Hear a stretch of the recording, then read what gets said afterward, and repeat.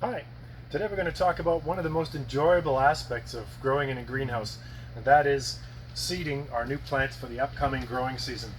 This is always the time of year that fills me with the most anticipation because everything is potential. All those seeds in that packet represent potential opportunity. And I have a saying that I like to trot out sometimes, that seed does no good sitting in a packet, referring to that idea of opportunities and potential that's stored within that container, and you need to release it. You need to sow it for those ideas, for those plants to flourish. So today we're going to talk about the basics of seed preparation for planting trays for our transplants that we're going to eventually be putting out into our garden. Some very, very basic equipment here. Doesn't require a lot of money to invest. It's just efficiency. That's the key to this, and consistency. If you want to have reliable results with your seeds, you need to develop a workflow that's consistent with all of your trays.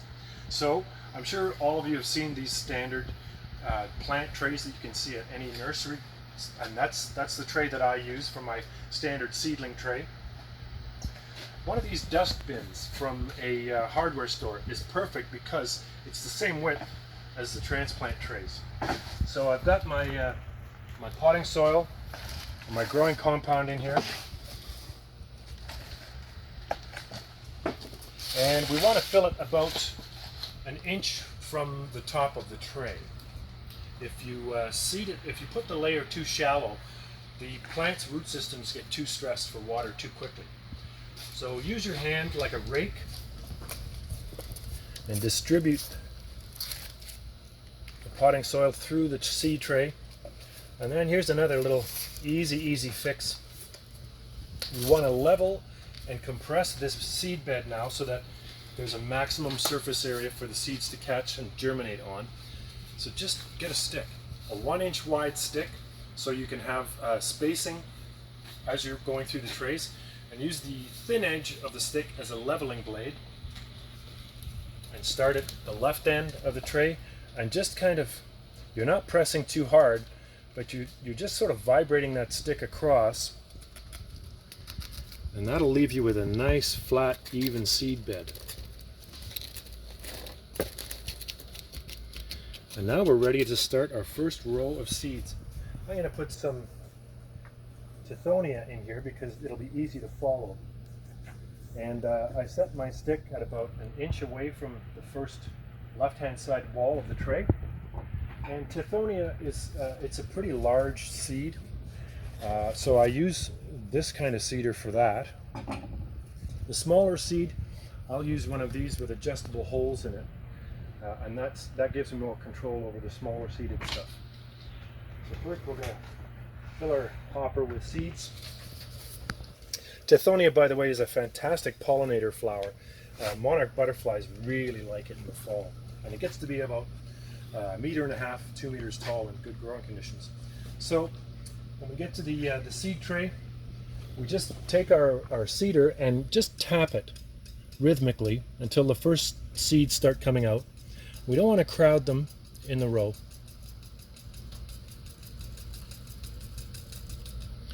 Now we do the right side of that stick.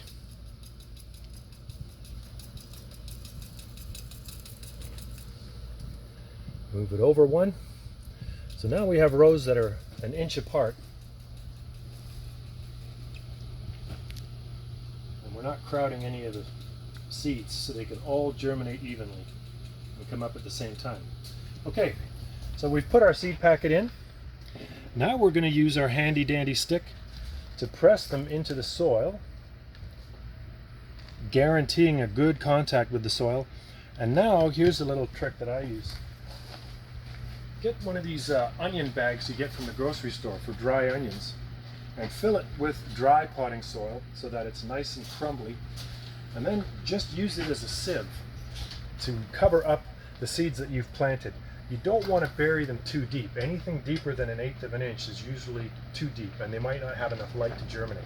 So just take the onion bag and use it to sprinkle a very fine layer of potting soil on the top of the tray. Take your stick again, press that in.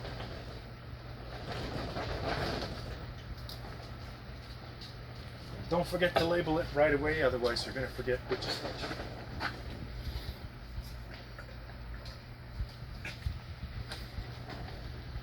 So this is our crop of Tithonia.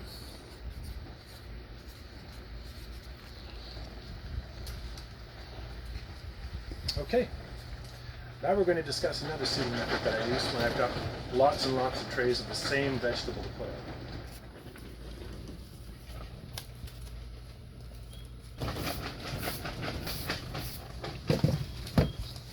Alright, so there are times when we have multiple trays that we want to seed, and we might be doing maybe 5,000 to 10,000 seedlings at a time. So you need to develop a system that's efficient and ergonomic and saves time and repeats the same action continuously and consistently. So I've kind of designed a little jig to help us with that. The seeding unit is basically this 4-row pinpoint seeder that we've used. I've got it from Johnny's, and this is going to be our seed hopper. The holes on the shaft of this seeder are different sizes, and so we can move the shaft down the line to pick the size hole that we want to put the seed in, depending on the size of the seed. So I'm going to be seeding some Tropiana lunga red onions, a beautiful onion, great grilled in the summer, and we usually grow 5,000 to 10,000 of these. So I want to develop a system that's repetitive and easy, but doesn't require a lot of specialized equipment. So I've taken the handle off this pinpoint seeder. We're going to use it by hand, and I've built a jig that holds our transplant trays, our seeding trays. Make up a batch of these first. I usually do 10 to 20 at a time, and just slightly offset them and stack them this way so you've got something ready to take from when you're going to do your seeding operation. So we're going to put our first tray in, and what this is here is basically it's a piece of plywood with some plastic baseboard trim from a hardware store. I've turned this piece upside down, and it's the same width as these trays, and the upper lips on the baseboard trim engage the transplant trays and lock that in place, and then this upside down piece of baseboard acts as the rail for the seeder, so we have a guide to seed consistently, and it'll deliver the same amount of seed in every tray. And I know for onions, if I do 2 passes, it'll drop about 150 seeds to a tray. We don't want any more than that, and any less you're not using the space very efficiently. So this is your sweet spot for seeding onions. So we've loaded our hopper up. We engage the wheel on the right hand side, and we prime it by giving it a couple of pulls first to start the seeds from dropping, and then you just have to pull it towards you. And I do it twice. We've got about 75 seeds dropped now. There. We've got 4 rows of seeds in nice straight rows with a consistent spacing in between each of them. All we have to do is take our trusty our bag, give them a covering of soil, tamp them down,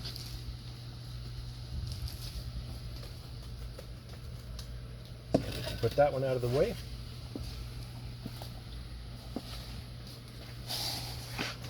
and in this way you can do a lot of trays in a short space of time.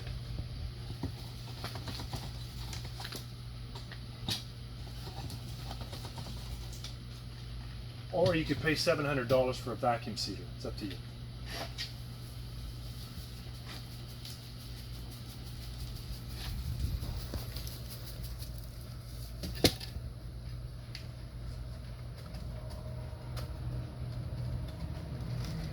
All right, grow my little beauties. Okay, so the next step in our process, after we've seeded our trays and tamped them over with a stick to get a nice seed bed, is to water them. And there are do's and don'ts of watering. If you use too much pressure with the nozzle, you run the risk of moving the seeds too much around that tray, and you've just spent all that time making sure they stay put. And they won't root if you keep moving around every time you water them with too much force. If you keep moving those seeds, they just won't germinate. So you need a very, very fine misting spray for the first watering. Once the roots get established, then you can use a more higher volume sprinkler. But this one I use here is from Johnny's. It's called a Wonder Waterer, and it's got a nice fine sprinkler head on it, so you get nice fine particles. You can also adjust the flow with this tap here on it. So we're gonna get the water going. It's good. Make a first pass. It's really important to keep a consistent movement. It's like you were spray painting a car.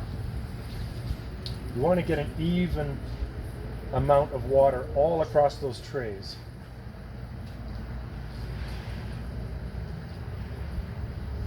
And the first watering that you do to get the seeds to germinate, make sure it's a pretty good soaking, because you don't want it drying out and then having to re-water and dry out. That'll compromise the seed coat, and you won't get as high a rate of germination success as if you have a nice moist seed bed all at once. Once you have watered these plants, these seeds, it's very important about the temperature of the water that you use subsequently. Once they've germinated, you don't want to put cold water onto seedlings, because that'll help stimulate damping off in the plants. They don't like cold water on them once they're up out of the ground.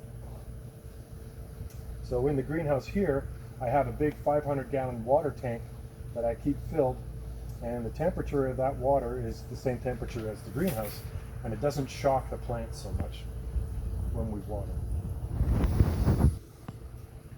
Okay, so those are all in, and we'll start looking for germination. For the Tithonia, we'll look in about 4 or 5 days. For the torpedoes, they should be germinating within about 2 weeks. Now we're going to move on to transplanting.